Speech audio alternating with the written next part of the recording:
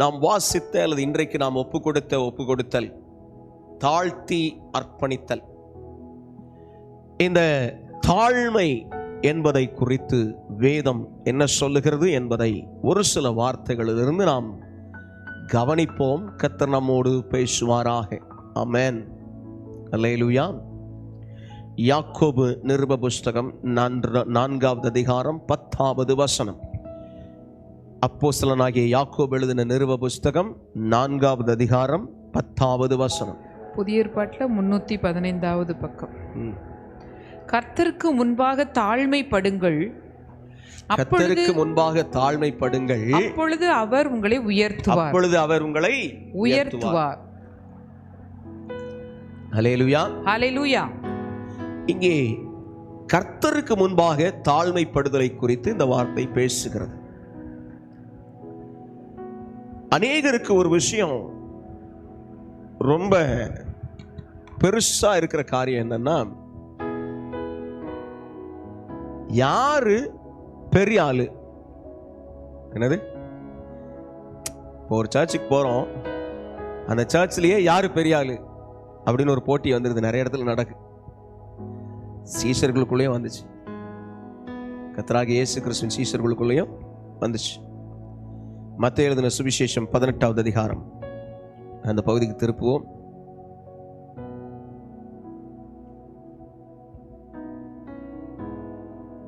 ஒன்றாவது வசனத்தை வாசிக்கலாம்.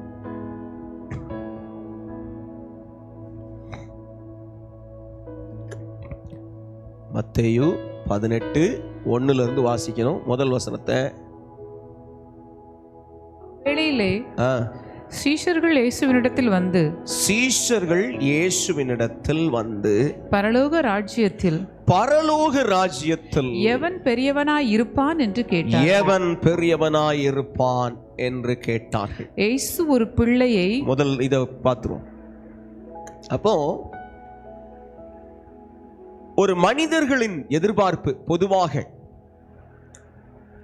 பேதுரு கூட ஒரு இடத்துல கேட்கிறாரு. என்ன கேட்கிறாரு? என்ன எல்லாத்தையும் விட்டு வந்தோம், எங்களுக்கு என்ன கிடைக்கும் அப்படின்னு கேட்டார். தேவனை ஒருவன் தேடும் பொழுது ஒரு பெரிய எதிர்பார்ப்பு அந்த மனிதர்களுக்குள் இருக்கிறது. இப்ப நம்மளையும் இப்ப எல்லாருக்கிட்டையுமே அது இருக்கு இல்லையா? ஏதோ ஒரு எதிர்பார்ப்பு. எனக்கு நித்திய ஜீவன் கிடைக்கும் அப்படின்னு வர்றவங்க இருக்காங்க. இயேசு கிட்ட வந்தா எனக்கு இது கிடைக்கும், அது கிடைக்கும், வீடு கிடைக்கும், அப்படி இப்படின்னு ஒரு சில காரியங்களை சொல்றவங்க இருக்கிறாங்க. ஆனால் இங்கே இவர்கள் கேட்ட கேள்வி அற்புதமான கேள்வி. உலகத்துக்குரியதை கேட்கல. பரலோக ராஜ்யத்துல யாருப்பா பெரியவங்களா இருப்பாங்க? அப்பா, சீசர்கள் வந்து கேட்டாங்களாம், பரலோக ராஜ்யத்தில் எவன் பெரியவனாயிருப்பான் அப்படின்னு கேட்டாங்க. கேள்வி சரியான கேள்வி. உலகத்துக்குள்ளதெல்லாம் விட்டுட்டாங்க. ஏன்னா அவங்க உலகத்தை விட்டுட்டு தான் இயேசு பின்னாடி வந்துகிட்டு இருக்காங்க இல்லையா? போறாரு, படவுல வலை போட்டுக்கிட்டு இருக்காங்க, வலையை அலசிக்கிட்டு இருக்கிறாங்க. எப்ப வாங்க, வந்துட்டாங்க. விட்டுட்டு அப்படியே தகப்பனை விட்டுட்டு போட்டை விட்டுட்டு வந்துட்டாங்க. பேதுரு பெரிய ஆசீர்வாதம், வலை கிளியிற அளவுக்கு மீன், அதையும் விட்டுட்டு வந்துட்டார். உன்னை மனுஷரை பிடிக்கிற ஆக்குவேன் அப்படின்னு சொல்லிட்டாரு. வந்துட்டார் பின்னாடி. தங்களுடைய குடும்பங்களை விட்டு வந்தவர்கள் உண்டு. அதனாலதான் பேதுரு கேட்கிறார், எல்லாத்தையும் விட்டு வந்தவங்க எங்களுக்கு என்ன கிடைக்கும்னு கேட்டார். இங்கே இவர்களுக்குள்ள ஒரு பெரிய கேள்வி, பரலோக ராஜ்யத்தில் எவன் பெரியவனாயிருப்பார்? அல்லேலூயா. அல்லேலூயா. பரலோக ராஜ்யத்தில் யார் பெரிய ஆளு அப்படின்னு கேட்டாங்க. கர்த்தருக்கு மகிமை உண்டாகட்டும், கர்த்தருக்கு மகிமை உண்டாகட்டும். அப்போ ஆண்டவர் ரொம்ப அழகா ஒரு பதில் சொன்னார். வாசிங்க 2வது வசனம். இயேசு ஒரு பிள்ளையை தம்மிடத்தில் அழைத்து அதை அவர்கள் நடுவே நிறுத்தி நீங்கள் மனம் திரும்பி பிள்ளைகள் போல் ஆகாவிட்டால் பரலோக ராஜ்யத்தில் பிரவேசிக்க மாட்டீர்கள் என்று மெய்யாகவே உங்களுக்கு சொல்லுகிறேன் என்றார். அல்லேலூயா. அல்லேலூயா. இப்போ இங்க இயேசு சொன்ன மனம் திரும்புதல் என்ன? மனம் திரும்புதல் வேதத்துல பல வகைகள்ல வருதுங்க. சரியா? அடிப்படை மனம் திரும்புதல் என்பது விக்கிரகங்களை விட்டு தேவனிடத்தில் மனம் திரும்புதல். இவங்க ஆண்டவர் பின்னாடி தான் வந்துகிட்டு இருக்காங்க. But still God says, இயேசு சொல்லுகிறார், Jesus says about it, நீங்கள் மனம் திரும்பி பிள்ளைகளைப் போல் ஆகாவிட்டால். ஹல்லேலூயா, ஹல்லேலூயா. அது என்னையா அது? அப்போ ஆண்டவருடைய சபைக்கு வருகிறவர்களுக்குள்ள ஒரு சரியான மனம் திரும்புதல் இல்லைங்கிறதை அவர் வெளிப்படுத்துறாருங்க. என்ன மனம் திரும்புதல்? எப்பா, நீங்க இந்த சிறு பிள்ளைய போல ஆகாவிட்டா, எப்படி சிறு பிள்ளைய போல மனம் திரும்புதல்னு சொல்றார். அப்படின்னா அவர் இந்த இடத்தில் பேசுகிற மனம் திரும்புதல் யாரு பெரியவன் சின்னவன் சொல்லி பார்க்காதப்பா. அதுல பாருங்க, 3வது வசனம் தானே இல்லையா? ECT 20 வாசிக்கிற. பின் அவர்களிடம் கூறினார், நான் உங்களுக்கு மெய்யாகவே சொல்லுகிறேன், நீங்கள் மனம் திரும்பி உள்ளத்தில் சிறு பிள்ளைகளை போல ஆக வேண்டும்.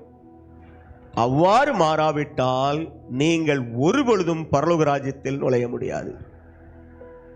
அதான் சொல்றார். அப்படி மனம் திரும்புதல் அப்படின்னா என்ன? சின்ன பிள்ளைங்க எப்படி இருக்கும்? தாழ்மைப்படுத்துறது, தன்னை தாழ்த்துறதுல சின்ன பிள்ளை எப்படி இருக்கும்? ஒரு 2 பிள்ளை திடீர்னு சண்டை போட்டுட்டு, சின்ன பிள்ளைங்க சண்டையில பெரியவங்க உள்ளே போகக்கூடாது. கர்த்தருக்கு ஸ்தோத்திரம். அங்க இவங்க அதை வச்சு சண்டை போட்டுக்கிட்டு இருப்பாங்க. ஆனா அந்த பிள்ளைகள் 2 சேர்ந்து ஆட்டோமேட்டிக்கா திரும்ப விளையாட போயிடும். பெருசா நினைக்காது, அந்த சூழ்நிலையை பத்தி ரொம்ப யோசிக்காது அந்த பிள்ளைங்க. அப்போ சிறு பிள்ளையின் குணாதிசயம் வேண்டும் என்று சொல்லுகிறார். சிறு பிள்ளைகள் ரொம்ப கள்ளம் கபடம் இல்லாத ஒரு நிலையிலும், நான் தான் ஃபர்ஸ்ட், நான் தான் முதல்ல, நான் தான் பெரிய ஆளு அப்படின்னு சொல்றதுல அதுங்க இருக்காது. அதைத்தான் ஆண்டவர் சொல்றார். சொல்லிட்டு பாருங்க 4வது வசனம். ஆகையால் இந்த பிள்ளையை போல தன்னை தாழ்த்துகிறவன் எவனோ அவனே பரலோக ராஜ்யத்தில் பெரியவனாயிருப்பான். அல்லேலூயா, அல்லேலூயா. பாடணும்.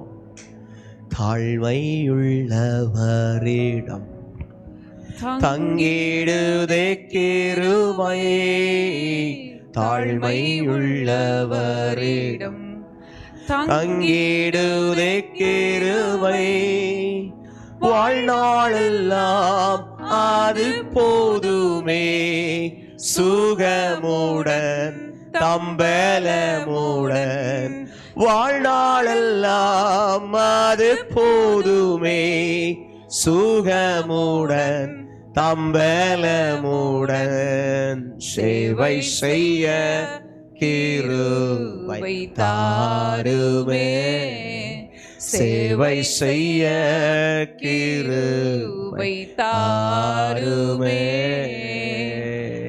அப்பா, நான் ஆண்டவருக்கு சேவை செய்யணும்னா, பரலோக ராஜ்யத்துல நான் பெரியவனா மாறணும்னு சொன்னா, நாம் இங்கே நம்மை தாழ்த்துகிறவர்களாய் இருக்க வேண்டும். இந்த வரப்போற வாரத்துல பெரிய வாரம் வருது இல்லையா? பெரிய வாரம்னா என்ன? CSI கத்தோலிக்க மக்களுக்கு ரொம்ப நல்லா தெரியும் அது என்னன்னு. ஆல்மோஸ்ட் கிறிஸ்தவ பிள்ளைகளுக்கு தெரியும். அந்த பெரிய வாரம் என்பது கர்த்தராகிய இயேசு கிறிஸ்து பாடுபடுதலை குறித்து அவர்கள் தியானிக்கிறதுக்காக வைத்திருக்கிறார்கள். அப்போ அந்த பெரிய வாரத்தில் அந்த பரிசுத்த வாரம்னு சொல்றது உண்டு இல்லையா? அந்த வாரத்தில் கிறிஸ்துவின் சிலுவையை குறித்து தியானிப்பார்கள். அப்போ வியாழக்கிழமை அன்னைக்கு என்ன பண்ணுவாங்க? அவர் கர்த்தருடைய பந்தி இருக்கும் பொழுது அவர் செய்த செயல்களை நினைவு கூறுவாங்க. அவர் சீலையை இடுப்பில் கட்டிக்கொண்டு என்ன செய்தாரு? சீஷர்களின் கால்களை கழுவி அந்த சீலையினால் துடைத்தார் என்று வசனம் சொல்லுகிறது. அது வரைக்கும் அந்த சீஷர்களுக்குள்ள இருந்த அந்த நான் நான் நான் அப்படிங்கிற அந்த எண்ணம் இருந்துச்சுல்ல, அவர் சொல்றாரு, நான் போதகர் தான், ரபின்னு சொல்றீங்க ரைட்டு, நானே எப்படி உங்களுக்கு முன்னாடி செய்து மாதிரியை காட்டியிருப்பேன்னா நீங்க எப்படி செய்யணுங்கிறார். அல்லேலூயா. அதை பார்த்த பிறகுதான் அவங்களுக்குள்ள ஒரு பெரிய அந்த அந்த மனத்தாழ்மை என்கிற அந்த சிந்தனை உண்டாயிற்று. அது வரைக்கும் இல்லை, அது வரைக்கும் இல்லை. நம்மளை போலதான் இருந்தாங்க. நம்ம எப்படி சில நேரம் அது என்ன, அதாவது குடும்பத்தில் நடக்கும் சில விஷயம், எனக்கு கொடுக்க வேண்டிய மரியாதையை கொடுக்கலையே, அதெல்லாம் பார்க்க கூடாது. தேவனுடைய மனுஷனா இருந்தா, தேவனுடைய பிள்ளையா இருந்தா, அது எப்படி பிரதர் அவங்க நமக்குன்னு கொடுக்கணும்ல மரியாதையை. சில வீடுகளில் சில நேரங்களில் நாங்கள் அங்கே சில நேரங்களில் போகும்போது சொல்லுவாங்க பாருங்க, அவங்க இப்படி செஞ்சுட்டாங்க அப்படி செஞ்சுட்டாங்க, அவங்க எங்களுக்கு அதை கொடுக்கலாமா. எனக்கு அது கொஞ்சம் யோசனையா இருக்கும். எனக்கு அன்பான தேவ பிள்ளையே, இயேசு சொல்றார், நீ இந்த உலகத்துக்குரிய காரியங்களை பெருசா நினைப்பினா, இப்போ இன்னொரு இடத்துல இயேசு சொல்றார், மனுஷகுமாரன் ஊழியம் கொள்ளும்படிக்கு வராமல் ஊழியம் செய்யும்படிக்கு வந்தார்னு சொன்னார். அல்லேலூயா. அப்ப ஆண்டவருடைய காரியம் என்ன? அவர் ஊழியம் செய்தார், செய்து காட்டினார். ஈவன் தன்னுடைய டிசைபிள்ஸ், தன்னுடைய சீஷர்களுக்கு முன்னே தன்னை தாழ்த்தினார். எந்த குருவாவது அப்படி செய்ய முடியுமாங்க? எந்த குருவாவது, எந்த ஒரு போதகனாவது, அல்லது கர்த்தருக்கு ஸ்தோத்திரம், நான் அதை வாஞ்சிக்கிறேன், அப்படி செய்யணும்னு ஆசைப்படுறேன், எனக்கு அந்த கிருபையை தேவன் தரட்டும், நீங்களும் அதை வாஞ்சிங்க. பரலோகத்தில் பெரியவங்களா இருக்கணுமா? பரலோகத்தில் பெரியவங்களா மாறணுமா? தாழ்மை, இயேசு செய்த தாழ்மை, இயேசு செய்து முடித்த தாழ்மை. நம்மை போல மனுஷங்க, சரி அவர் தேவன்க அப்படி நம்ம சொல்றோம்னு வச்சுக்கோங்களேன், சரி அவர் தெய்வம் தான், மனுஷனாவும் வந்தார், தெய்வமா இருக்கிறார். அவரே சீஷர்களின் கால்களை கழுவும்படி தன்னை அர்ப்பணிப்பாரானால் நாம் எம்மாத்திரம், நாம் எம்மாத்திரம். அதை காட்டினார், செய்து காட்டினார். பேதுரு சொல்றாரு, எப்பா நீங்க என்னப்பா என் காலை கழுவுறீங்க? வேண்டாம்ப்பா வேண்டாம்.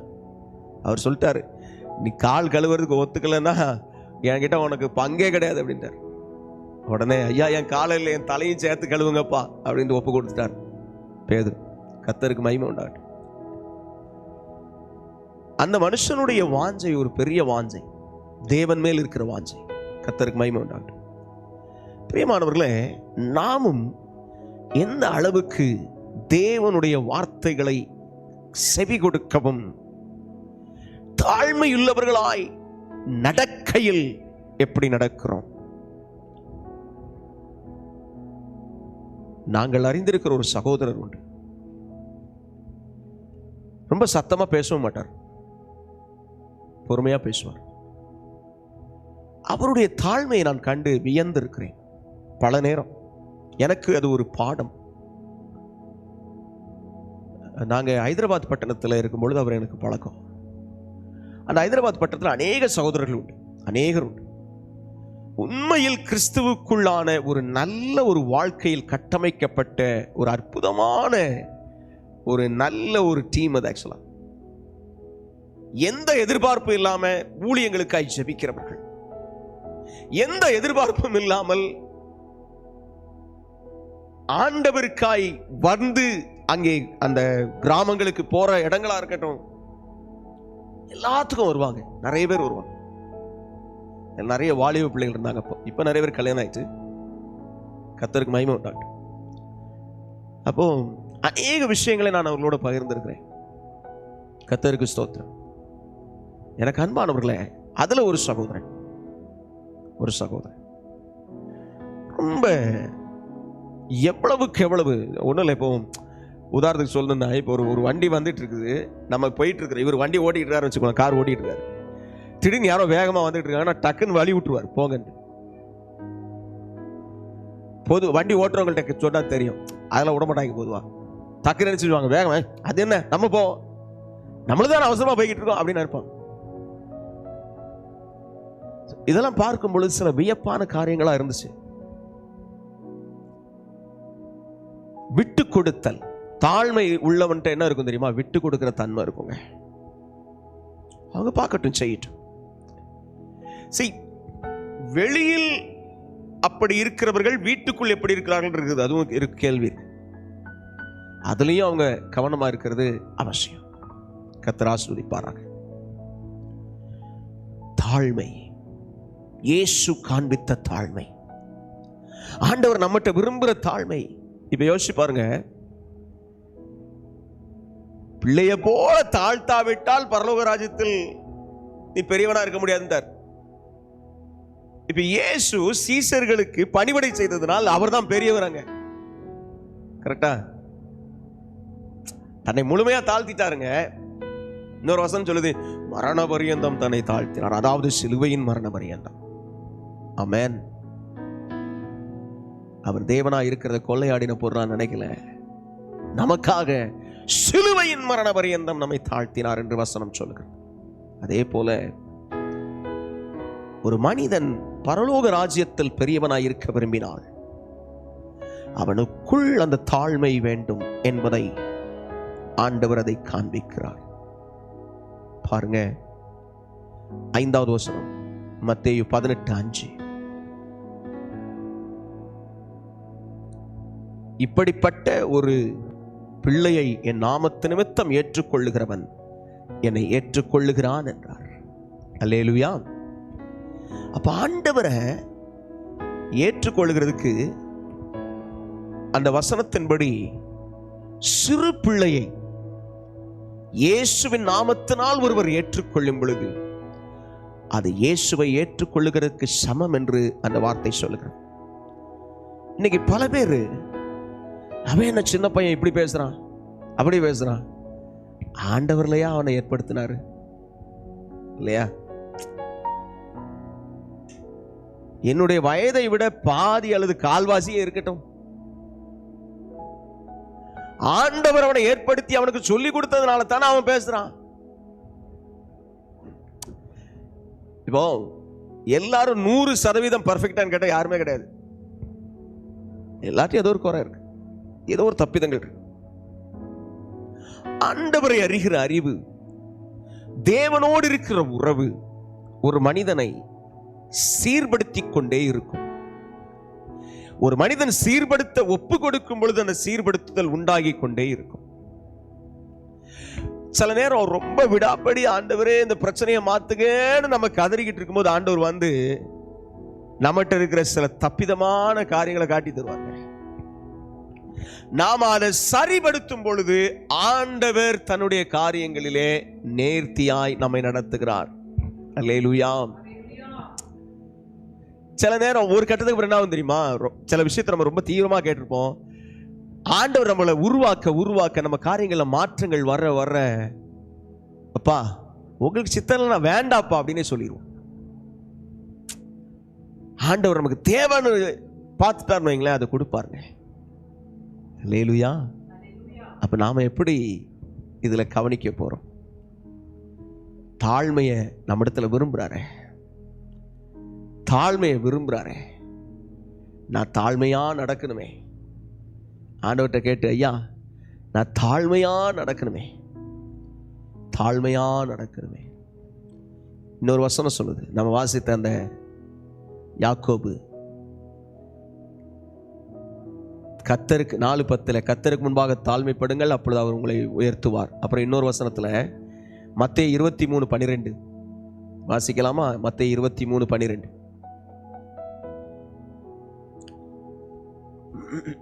தன்னை உயர்த்துகிறவன் தாழ்த்தப்படுவான், தன்னை தாழ்த்துகிறவன் உயர்த்தப்படுவான். அல்லேலூயா, அல்லேலூயா. பாருங்க 11வது வசனத்துல வாசிக்கலாம், உங்களில் பெரியவனாய் இருக்கிறவன் உங்களுக்கு ஊழியக்காரனாய் இருக்க கடவன். ஆமென். ஆண்டவர் சொல்ற போதனைங்க. பெரியவனாய் இருக்கிறவன் அப்படிங்கிறார்.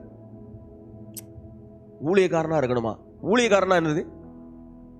வேத வசனத்தின்படி ஊழியக்காரனா என்னது? ஊழியக்காரன் என்பவன் ஒருவருக்கு பணிவிடை செய்கிறவன். அதுதான் ஊழியக்காரன் அர்த்தம், வேலை செய்கிறவன். அதனால இயேசு சொல்றாரு இடத்துல, மனுஷகுமாரன் ஊழியம் கொள்ளும்படி அல்ல ஊழியம் செய்யும்படி வந்தார். ஊழியம் கொள்றதுனா வேற யாரும் எனக்கு பணிவிடை செய்யறதுக்கு இல்ல, நான் பணிவிடை செய்ய வந்தேன் என்று சொன்னார் இயேசு. அல்லேலூயா. அப்போ எனக்குள் நான் பணிவிடை செய்கிற ஒரு இருதயம் உண்டாக வேண்டும். ஆமென். அதை கர்த்தர் விரும்புகிறார். ஆமென். அதனால சொல்றாரு, உங்களில் பெரியவனாய் இருக்கிறவன், 11வது வசனத்துல வாசிக்கிறோம், மத்தேயு 23:11, உங்களில் பெரியவனாய் இருக்கிறவன் உங்களுக்கு ஊழியக்காரனாய் இருக்க கடவன். சொல்லிட்டு தான் சொல்றாரு, தன்னை உயர்த்துகிறவன் தாழ்த்தப்படுவான், தன்னை தாழ்த்துகிறவன் உயர்த்தப்படுவான். அல்லேலூயா. இந்த வார்த்தைகளின்படி சிலருக்கு சில பிரச்சனைகள் அனுமதிக்கப்படும். இதை அனுமதிக்கிறார் ஒருத்தருக்கு. அதுக்காக நம்ம பார்த்துட்டு நல்லா நடக்கட்டும் அப்படி சொல்ல முடியுமா? சொல்ல முடியாது. அதுவும் தப்பு. அல்லேலூயா.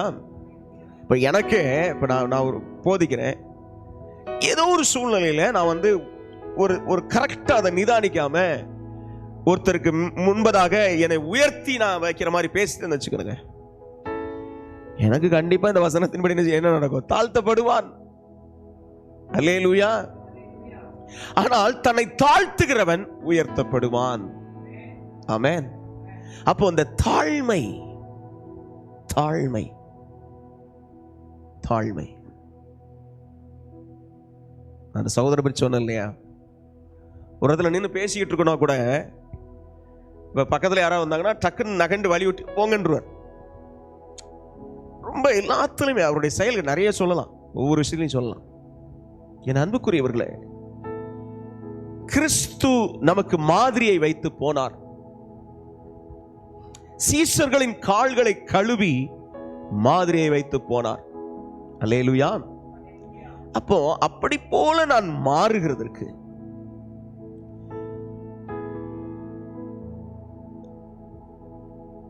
அப்படி போல நான் மாற வேண்டும். அல்லேலூயா. கர்த்தருக்கு மகிமை உண்டாகட்டும். யோவான் 13வது அதிகாரத்துல தான் இந்த வார்த்தைகள் எல்லாம் வரும். யோவான் 13ல 1வது வசனத்துல இருந்து வாசிக்கலாம்.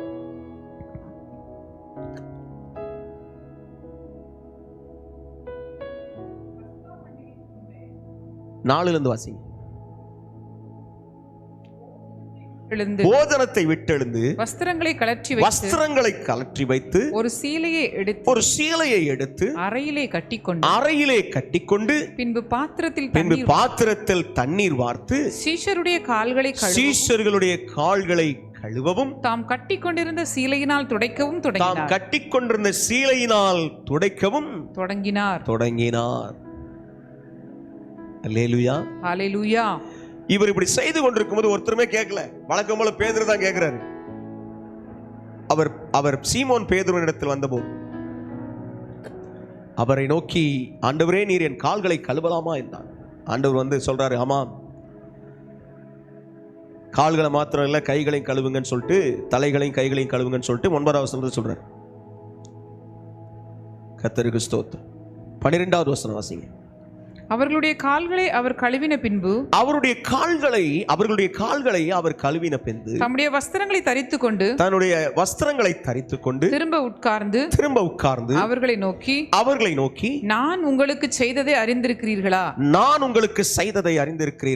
நீங்கள் என்னை போதகர் என்றும் ஆண்டவர் என்றும் சொல்லுகிறீர்கள். நீங்கள் சொல்லுகிறது சரியே. நான் அவர்தான் ஆண்டவரும் போதகருமாகிய நானே உங்கள் கால்களை கழுவினதுண்டானால் நீங்களும் ஒருவருடைய கால்களை ஒருவர் கழுவ கடவீர்கள்.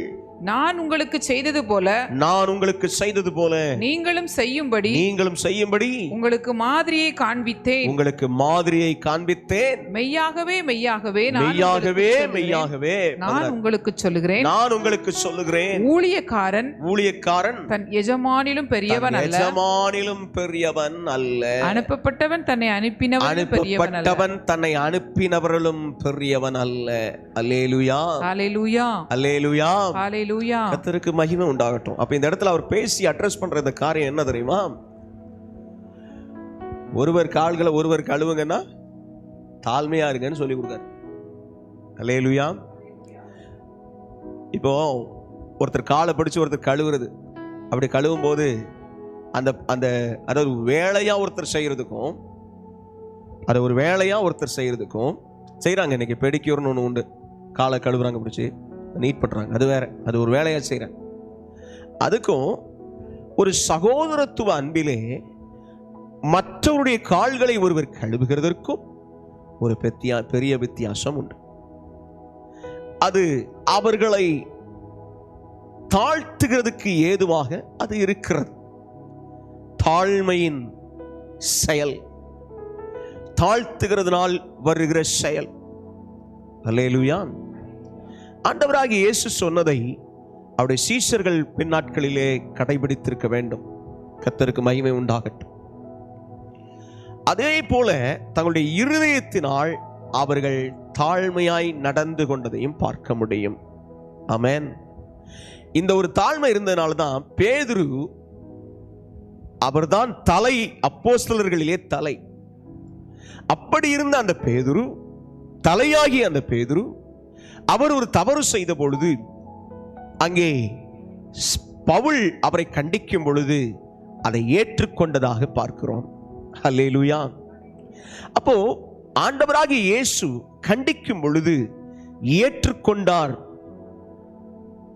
ஏற்றுக்கொண்ட சீஷர்களைப் போல அங்கே சக ஊழியன், இங்கே நாம் வாசிக்கும் பொழுது, நாம் வாசித்த இந்த யோவான் 13 அந்த 16வது வசனத்தில் லாஸ்ட்ல முடியும் சொல்லுது, அனுப்பப்பட்டவன் தன்னை அனுப்பினவரிலும் பெரியவன் அல்ல அப்படின்னு சொல்ற.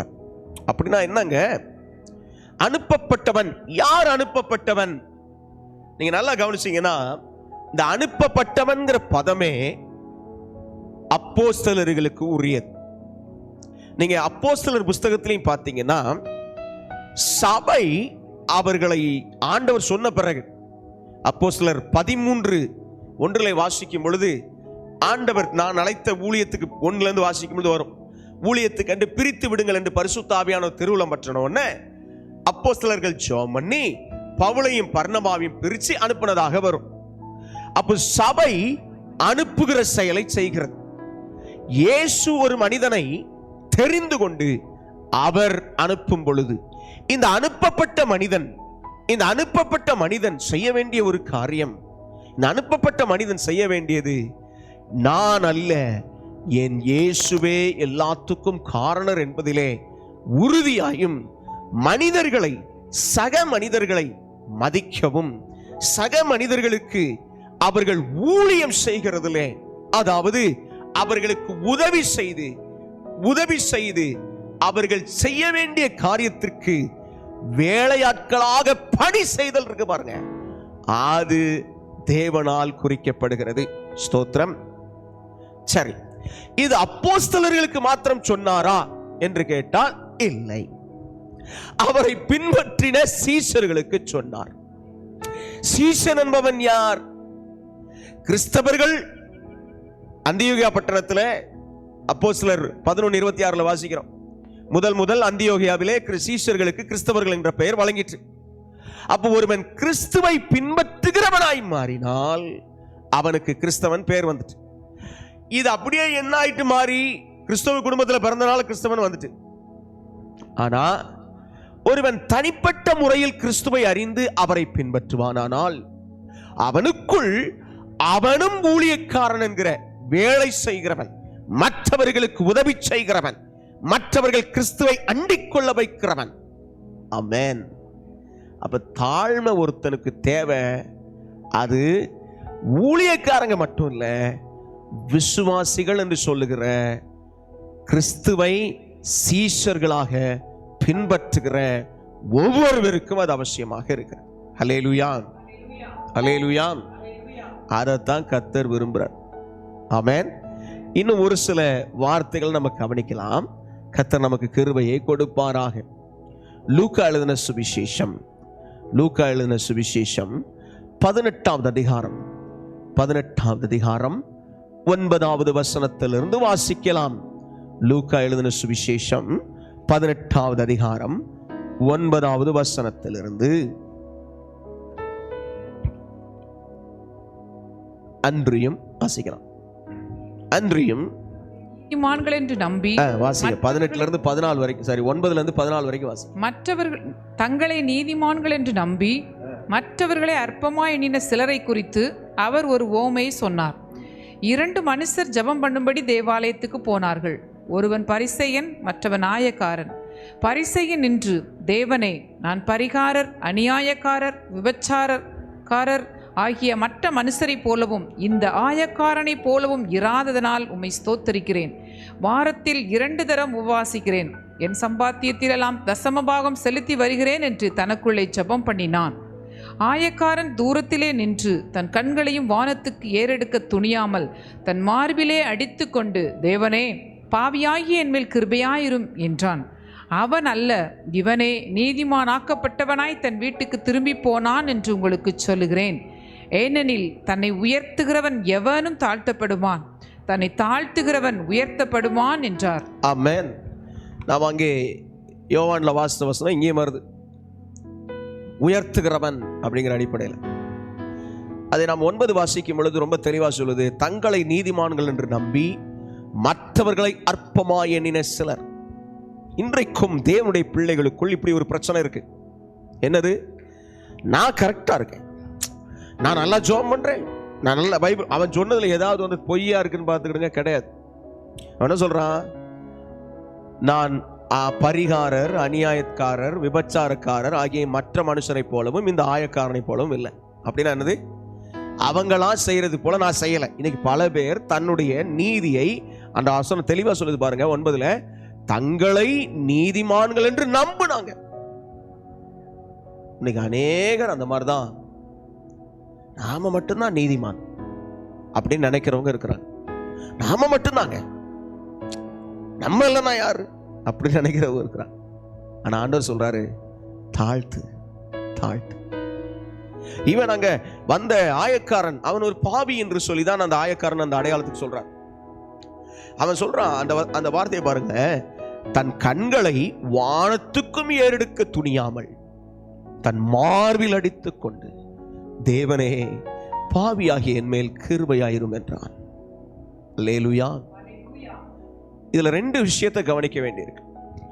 தேவ சமூகத்திற்குள் வரும் பொழுது நாம் எப்படி நடந்து கொள்ள வேண்டும் என்பதை இந்த வார்த்தை பேசுகிறது. என் மேல் கிருபையாயிரும் ஆண்டவரே என்று சொல்லுதல். நான் இப்படி செஞ்சேன், அப்படி செஞ்சேன், அதை செஞ்சேன்னு சொல்றதெல்லாம் சொல்லாதீங்கன்னு சொல்லுது. நீங்க நல்லதுதான் நீங்க செஞ்சது, அவன் செஞ்சதெல்லாம் நல்லதுங்க.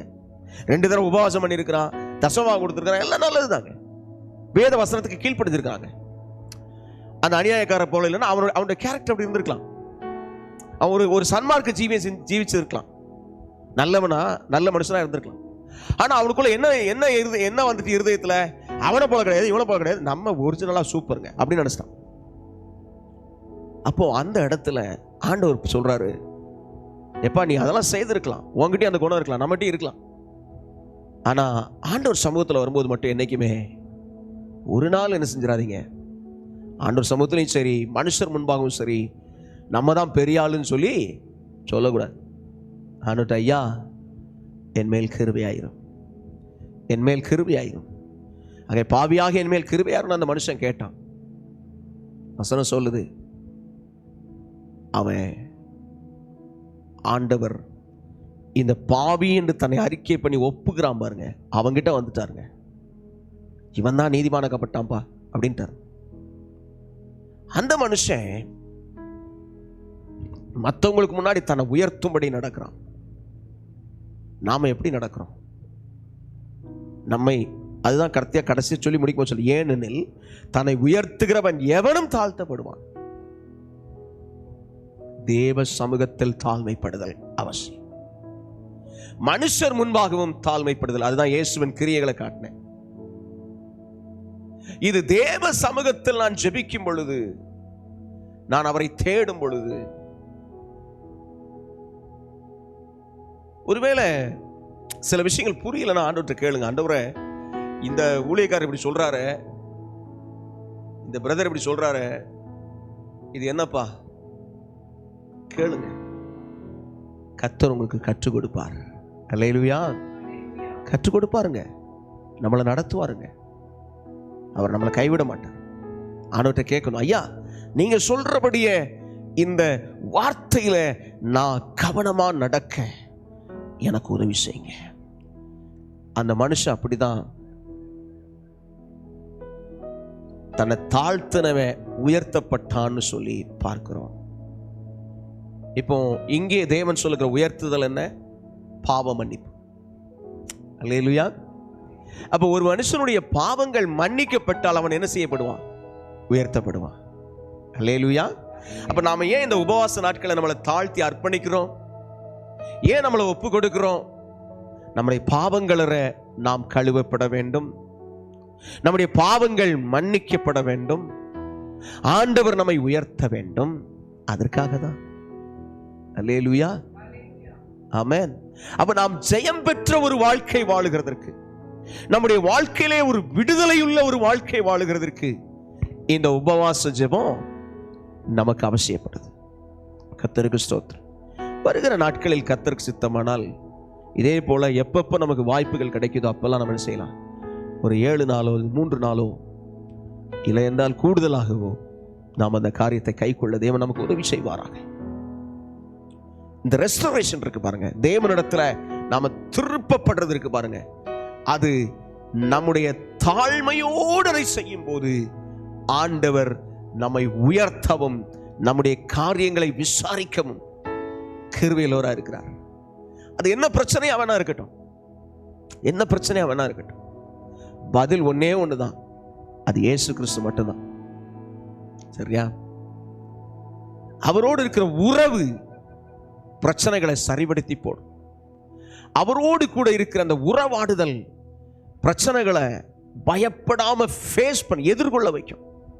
பயப்படாம, என்ன ஆவியா அவர் பார்த்துக்குவாரு, அவர் என் கூட இருக்கிறார்ல, அந்த விசுவாசம் வரும். எப்ப தெரியுமா?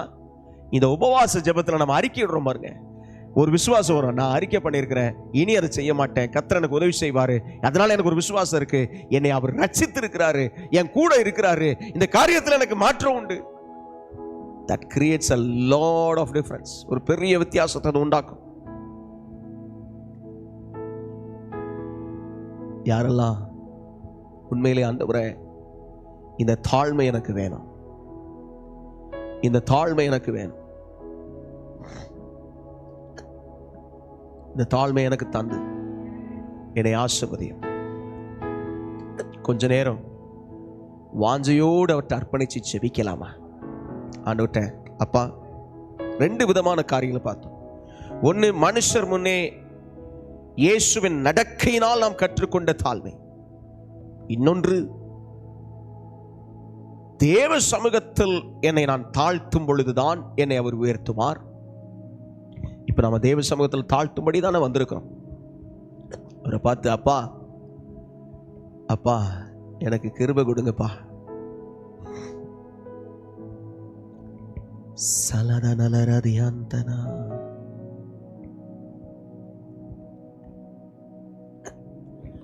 இயேசுவே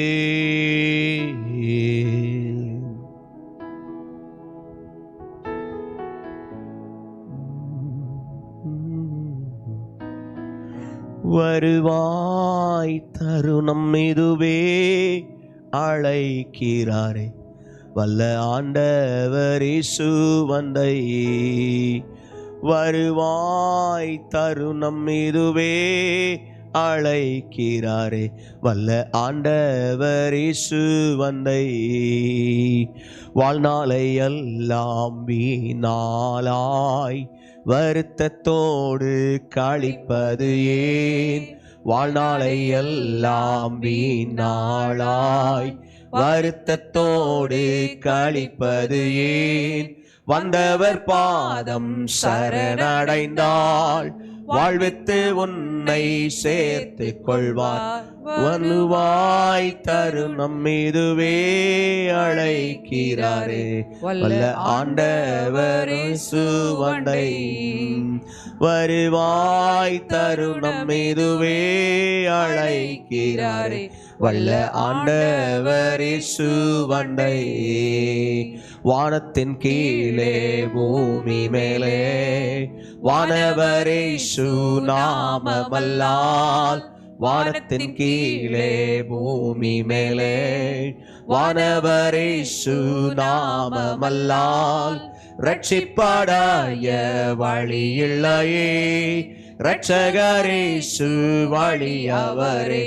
வருவாய் தருணம் இதுவே அழைக்கிறாரே. வல்ல ஆண்டவர் இயேசு வந்தை வருவாய் தருணம் இதுவே அழைக்கிறாரே. வல்ல ஆண்டவர் இயேசு வந்தை. அவரையே நோக்கி பார்த்து இந்த நேரத்தில், அப்பா எனக்கு ரட்சிப்படைய வேறு வழி இல்லை, நான் உங்களுக்கு முன்னாடி என்னை தாழ்த்தவும் அதே போல மனுஷர் முன்னேயும் நான் தாழ்மையுள்ளவனாய் நான் மாற விரும்புகிறேன். சீசர்கள் கேட்டாங்க, பரலோக ராஜ்யத்தில் பெரியவர்கள் என்று.